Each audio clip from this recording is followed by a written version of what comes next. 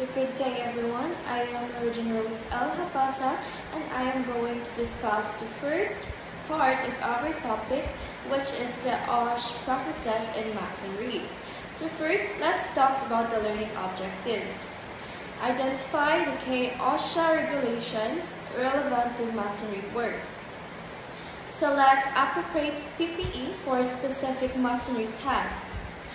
Value the importance of safety in Masonry work. And lastly, prioritize the well-being and safety of oneself and others on the job site. So let's talk about the OSHA. So introduction. In Masonry, Occupational Safety and Health Administration, or OSHA, practices are essential to ensure worker safety due to the high risk of work-related accidents and injuries. So OSHA safety practices in Masonry are very important because workers are exposed to many hazards such as falling objects, dust, sharp debris, and heavy materials.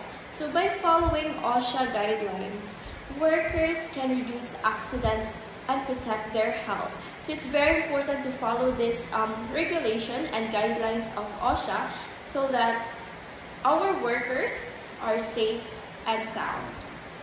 So now, next part is the key areas of OSHA practices.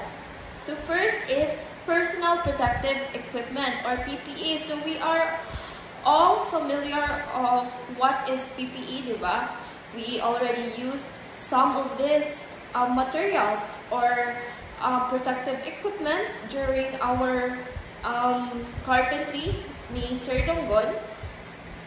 So, personal protective equipment, OSHA mandates specific PPE for construction and masonry work, including attire for face, head, feet, and body.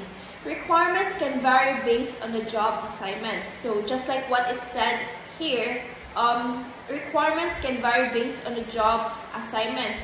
For example, ang hard hat, it's very important if naa ka sa area nga kanang naidaghan mga tagak, or if dusty ka ang imong environment or imong workplace, it's very important nga naa kay mask or katong respiratory nga mask.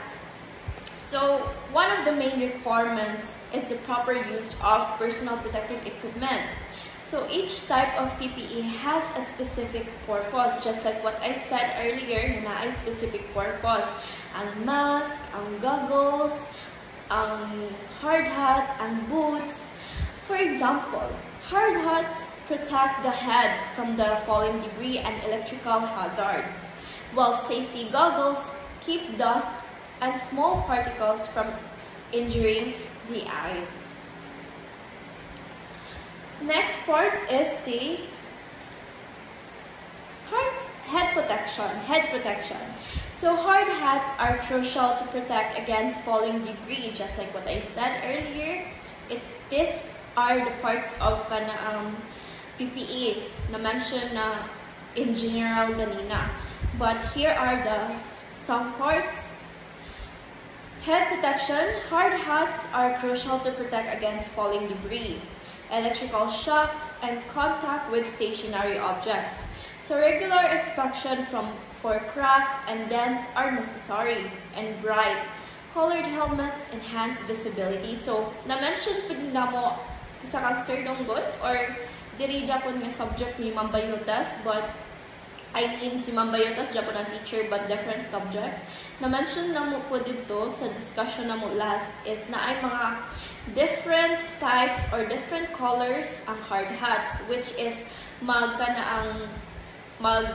relay or magdepende og unsay imong og asa ka na assign. For example, kuan ka emergency person baka like red bato, tapos na green, na yellow, na white, like ang white ato kay for managers. I don't remember specifically sa mga each colors, but naana sila corresponds meaning. So hard hats is very important. Okay, it protects our head from any falling debris, like mga cracks baron sa tong workplace, inana. Next is eye protection. So safety goggles or glasses prevent harmful debris such as cement particles or mortar dust from entering the eyes, which can cause serious injury or blindness. So ang eye protection or goggles, so specifically, mo protect yun sa atong eyes. Ang mata dyan protektahan ani ug unsa may dust nga masulod or unsa man nga mga debris ang masulod. So it's very important if na kay kanang safety goggles or eye protection sa imong workplace kay para maproteksyonan nimo imong mata. Next is respiratory protection. So respirator specifically N95NIOSH certified respirators are essential to prevent inhaling substances like mortar dust.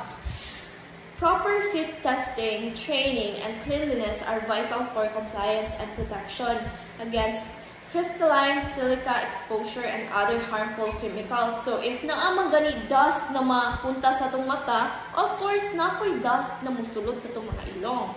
If naamang ka sa imong workplace, specifically in construction site, prone jud kaayo na ang mga dust, ang mga abog. So it's very important nga naa ka ang respiratory protection para dili nimo ma-inhale ang mga dust or any chemical, harmful chemical nga naa sa imong workplace. Specifically, naa sa imong construction site. And that's it for my part for our first topic. Again, this is Roger Rose L. Habasa. Thank you.